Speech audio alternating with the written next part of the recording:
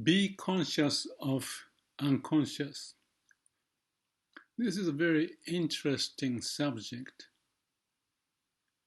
because it's like finding a luck.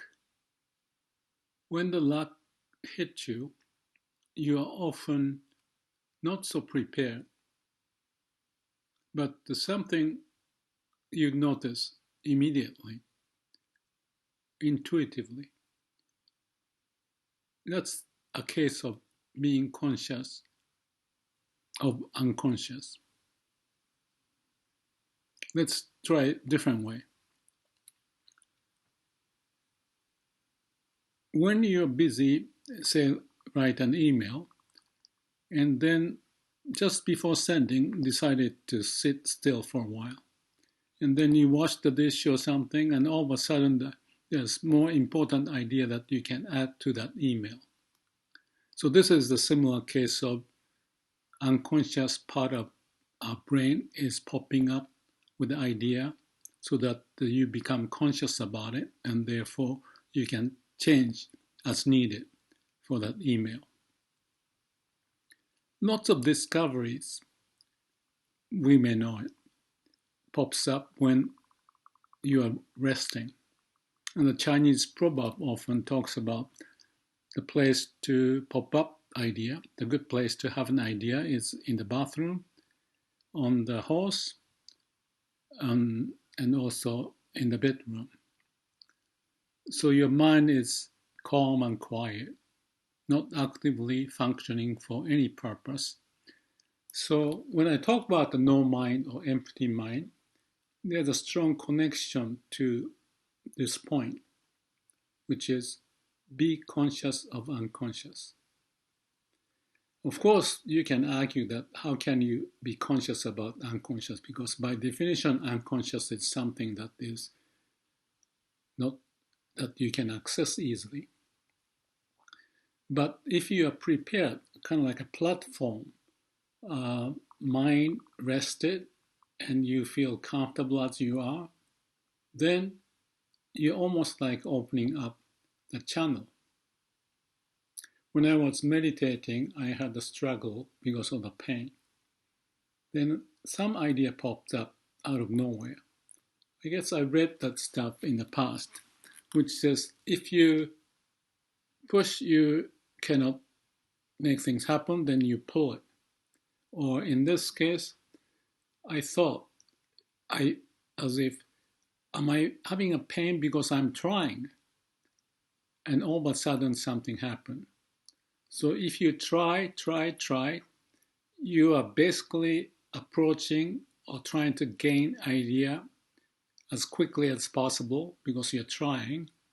But for that effort of trying may diffuse your action or maybe focus in certain area of your brain, but not accessing the rest of it. In other words, you are too conscious about what's the word? There's a memory in computer term, or cache memory. You know, that something is close to your attention that you can grab and run, then you can do it. So it looks good if you can do it. But when it comes to the unconscious or down deep memory, which may be sitting there, but you may not notice it if you don't pay attention to, then you are missing the chance of being the conscious, conscious about unconscious, and then access that potential big data sitting underneath. In Buddhism, they talk about araya consciousness. There are certain memories that is under the conscious but unconscious field, but it's available. And if we as a person can have access to all of that memory, then of course you have more chance of coming up with idea or good action, make a good judgment.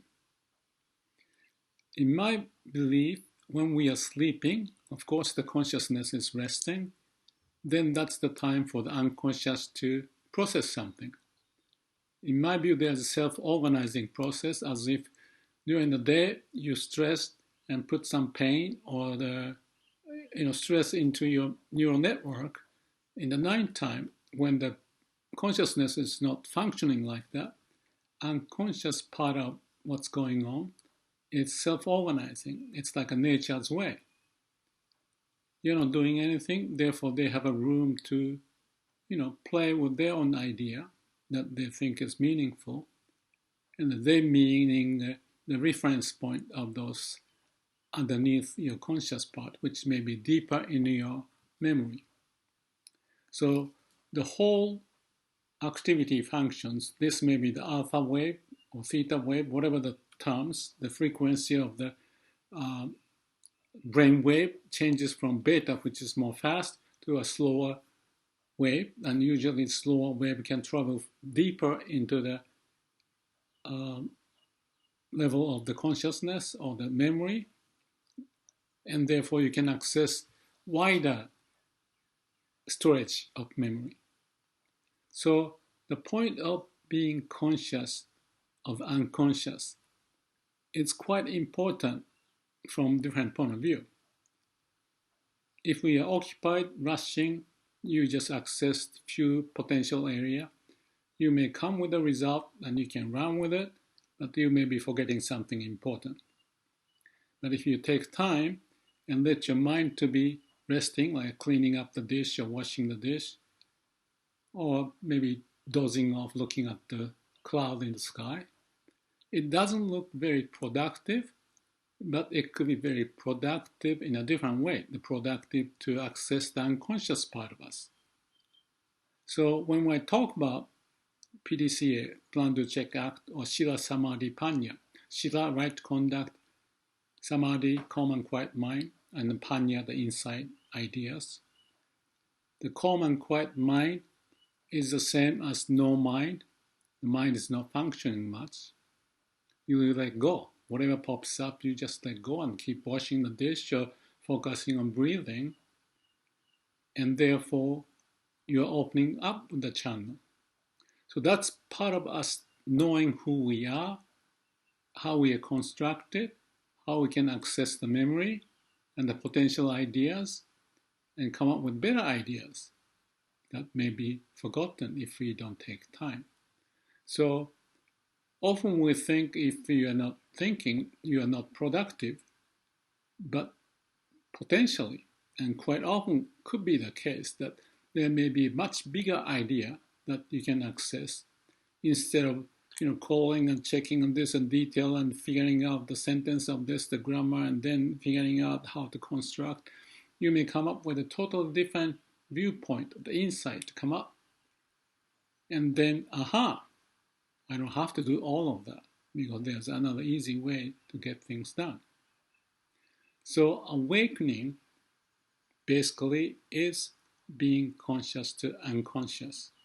And finding the channel is a way to have a calm and quiet mind, the meditation, focus on breathing. Some people count the number. I don't do that. But you can count the number if that helps you to have a calm and quiet mind. But ultimately, you forget about numbers and counting and just pure emptiness, as if you are floating in the air, maybe even have a smile on your face, as if you are dumb, stupid person, but open to those potentials within. With that kind of a process, and therefore meditation would indicate of how much you can do that. And that's the point I talked about, the black dot exercise, figuring out how often we do meditate and whether or not that has a relationship to you are not facing the difficulty, but coming out of the difficulty, therefore you don't have a black dot. The relationship of the calm and quiet mind and building up the good habit, dealing with the situation, even the hardship, and coming up with the answer.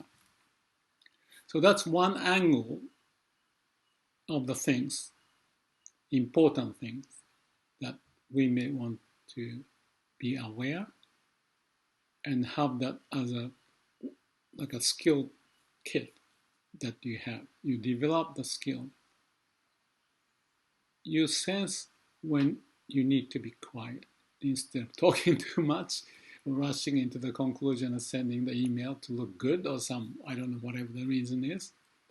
And that judgment is difficult, but again, the judgment is based upon whether or not we have a calm and quiet mind, or even no mind, that you are relaxed, accessing the potential, and finding the right path. We may revisit this point over and over and over, because to me, knowledge is nothing. It's just a part of the mind. What we are trying to get at is the way of how we use our mind, not to be used by the mind. So please think about it, if you may. I keep addressing this over and over for the last, I don't know how many years, at least 20 some years. And I'm still reminding myself it's that important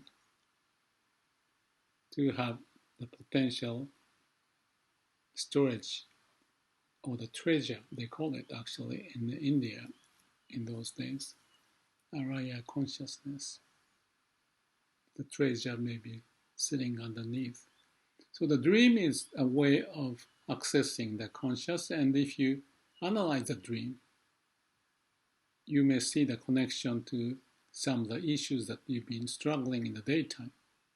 So looking at the dream, think about it, because you often forget very quickly. So when you have a dream, you may have to have an exercise of writing it down, or just trying to first remember the memory, and then look inside of it. Then you may have a potential answer to that problem you had.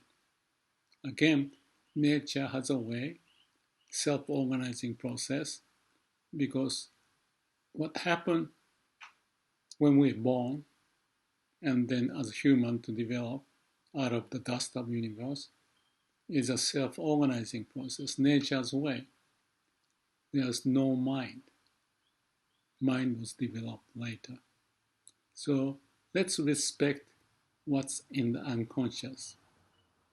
There's some unknown nature's way, self-organizing, and we can make or get the good benefit to live a life much better, possibly, even when you are relaxed. And that's even better. Thank you.